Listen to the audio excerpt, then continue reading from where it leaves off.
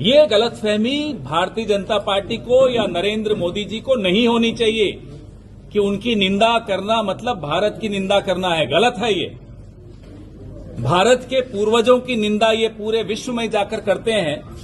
जो founding fathers हैं भारत के, उनकी निंदा जब ये करते हैं तो किसकी निंदा कर रहे हैं ये? तब ये भारत की निंदा कर रहे होते हैं। अभी हम इनकी नीतियों की निंदा करेंगे और बिल्कुल करेंगे, सवाल उठाएंगे, हमारा काम है। इनको क्या आपत्ति है इसमें?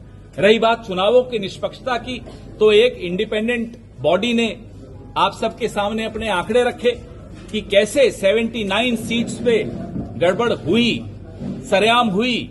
इतने कम समय में अचानक इतने वोट बढ़ जाना, ये सब आपके सामने है। ठीक है, आज चुनाव आयोग हमारी नहीं सुन रहा है, मतलब थोड़ा ही कि जब हम सत्ता में आएंगे तो इन सबको बख्श देंगे। तब हमें जो कार्रवाई करनी होगी करेंगे, कोई कहीं भी बैठा हो। और ये सवाल जब हम यहां देश में पूछते हैं तो भी पूरा विश्व सुनता है।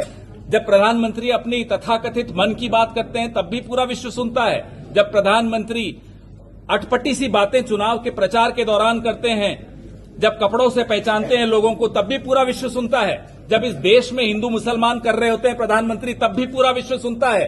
क्या इतनी जानकारी भारतीय जनता पार्टी को इतनी समझ नहीं है? ये विदेशी धरती पे जब प्रधानमंत्री कहते हैं कि हिंदुस्तान में पैदा होने पे शर्म आती थी, तब वो क्या था? जब विदेश की धरती पे नेहरू जी के खिलाफ बोलते हैं तब वो क्या था? सर हरियाणा में गठजोड़ को लेकर है कि उन्होंने ये भी बोला है कि सिखों का एग्जाम्पल देते हुए कि क्या होगा अगर उनको टर्बन पहनने नहीं दिया जाएगा, कड़ा पहनने नहीं दिया जाएगा। और ये सिर्फ एक धर्म की बात नहीं है। उस पर बीजेपी कह रही है कि हिपोक्रेसी दिखाता है ये, क्योंकि कांग्रेस पार्टी थी जिन्होंने एंटी सिख राइट्स करवाए थे 1984 में। और ये दोनों चीजों का कोई कनेक्शन नहीं है। सीधी सीधी बात है कि आप एक प्रधानमंत्री के पद पर बैठे हुए व्यक्ति लोगों को कपड़ों से पहचानने की बात करते हैं। हिजाब के खिलाफ आपकी पार्टी आंदोलन चलाती है।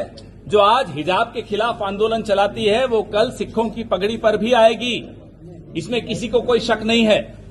सर हरियाणा में क्या स्थिति है? क्या गठबंधन है या नहीं है? क्योंकि एक और लिस्ट जारी कर दी है आम आदमी पार्टी ने। अब ताजा आज 10 तारीख है, 12 तक की इंतजार करिए, सारे जवाब मिल जाएंगे। सर बातचीत चल रही है, नहीं चल रही है? बातचीत चल रही है क्या? बातचीत चल रही है क्या? मुझे जानकारी। राहुल सर एक इस्लामिक एक्सट्रीमिस्ट है जाकिर नायक, उन्होंने ये अपील की है कि वक्फ के खिलाफ जो है पूरे इस्लामिक कम्युनिटी। अगर हमारे पास पेगासस होता तो उनके फोन में जरूर डालते कि उनको कहां से ये इंस्ट्रक्शन आए हैं।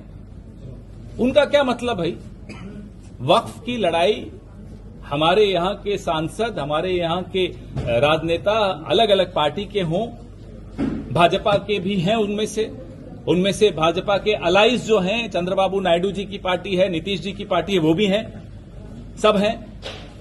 तो ये कोई भी उठ के चला आए और कहे कि मैं लड़ूंगा, नहीं साहब, आप माफ करिए, आपकी कोई स्थान नहीं है। जिसको लड़ना है वो लड़ रहा है। सर राहुल जी ने आरक्षण को लेकर कहा, ये सर वही पूछ रहा हूं। सर राहुल जी ने कहा कि हम आरक्षण को खत्म करने के बारे में तब सोचेंगे जब भारत एक निष्पक्ष जगह होगी। अब मायावती कह रही है कि ये कांग्रेस का जो षड्यंत्र है वो सामने आ गया आरक्षण। नहीं, शायद उन्हें समझ में नहीं आया मायावती जी को कि क्या बोला है।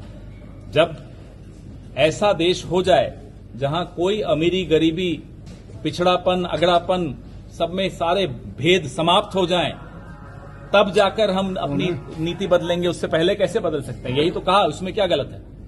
सर राहुल गांधी ने ये भी कहा कि अमेरिका की तरह भारत में भी दोहरी नागरिकता होनी। मैंने अभी पूरा उसके बारे में नहीं सुना है, तो पूरा सुन के उस पर लंबी चर्चा जरूर करेंगे।